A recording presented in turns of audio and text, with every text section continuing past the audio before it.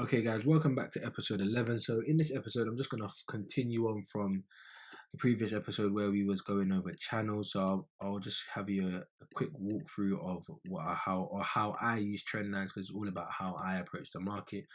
So for me, trend lines, I only use trend lines in terms of either a continuation of price or a correction of price. So I'll show you examples. So we'll go through euro dollar, just previous price action. So you can see here with euro dollar, that's the origin of the up move, as you can see, but we had a higher low here, and then you can see we practically have a higher low bouncing off this bullish trend line. So again, it's either I use wick to wick, some people use close to close, whatever you want to do, but as long as you have two clear bounce points, then for me your trend line is valid. But again, like I say, the way that I like to use trend lines leading up to just my understanding of the market now is, if we have a look at euro dollar from, for me, this perspective here, then you can see we're looking at longs anywhere in this region. So it's more of a range, it's more of a zone of a trend line rather than one specific line. So that's when I'm using support and resistance for continuation. But when we're using it for corrective structure, or what I mean is a change in price, so it ties into a few chart patterns. So for example, this trend line here, you can obviously see that's a bearish trend line, but this is also a bearish chart pattern, which we'll go into in the next episode. So you can see here we've got this trend line holding well. Once we get a break, so it's always practically the same thing. Once we get that break and retest of this region, now we've changed from bearish to bullish. So that's how I apply the trend lines. There's not really too much to go on. It's more of a trader to trader thing, the way you want to apply trend lines. But the reason why, like I say, I like to use a zone is because at this point here, your trend line would have been like this, because that price wouldn't have been there yet.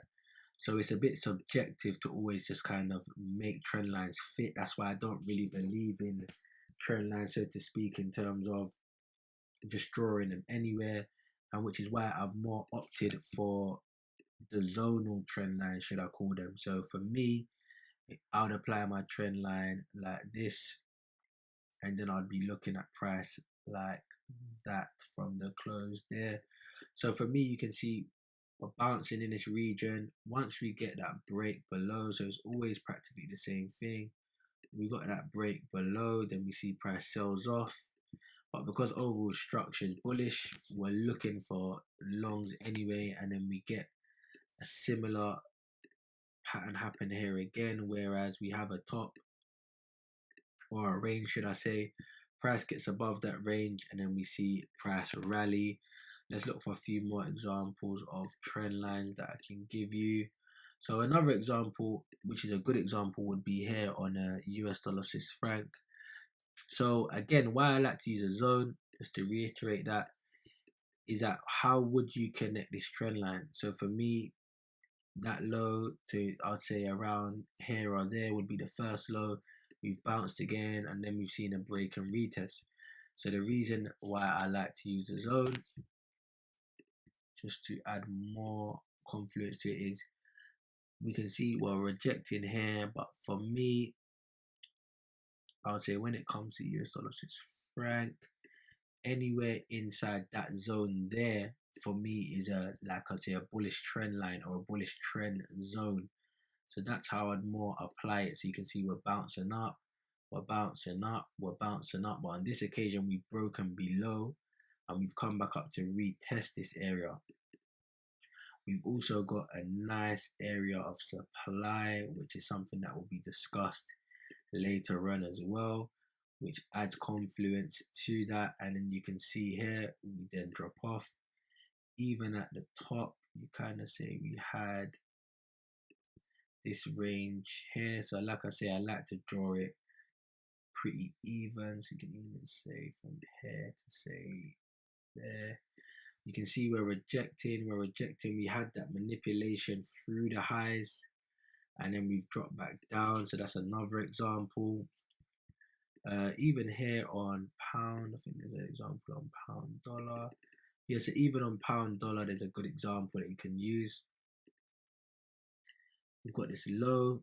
Where would you draw a trend line? So for me, I'll draw it to the furthest point first and then extend it. So if we drop back down to our 4 hour, and then we can make this trend line a little bit more friendly. So when we drop down 4 hour here,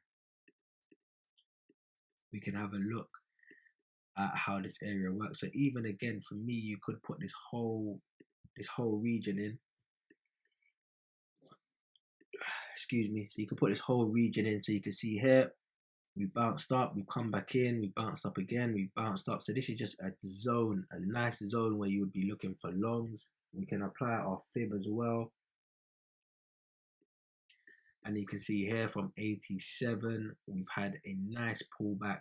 So in terms of risk and reward, where would you want to go long? The highest probability area of going long is in and around this zone here. So just say for argument's sake, we went long at 78.6.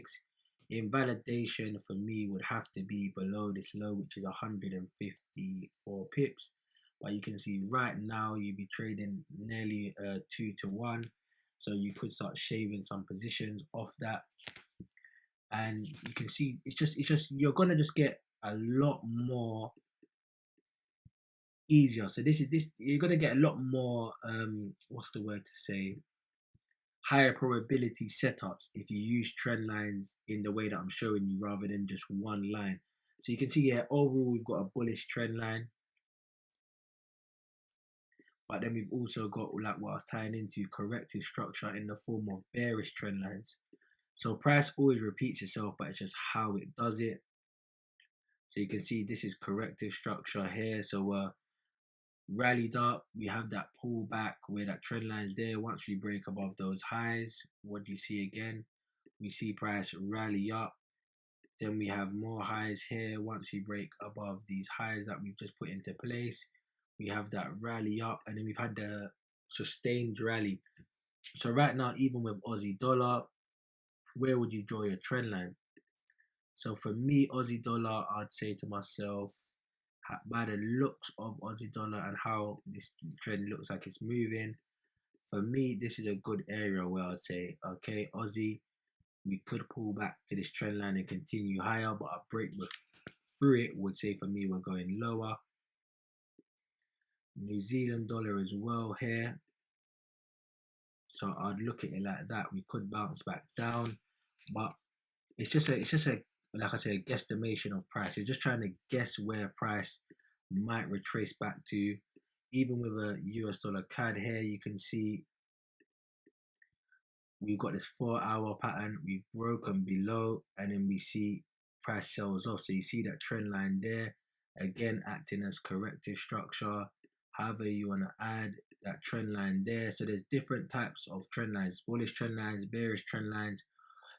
And bullish and bearish trend lines, depending on what kind of market environment you're in or market structure you're in, that would then depend on whether or not it's corrective structure or it's just actually just a continuation. So those are the only two types of trend lines you're going to have. For example, here it's continuation, continuation, continuation. We broke, we're going to retest, and we should continue. Or corrective structure in the form of this trend line where prices started to say range at the top here. So you can see we're getting consolidation, bearish trend line, bullish trend line, sorry, bullish, bearish. Then you see the breakout.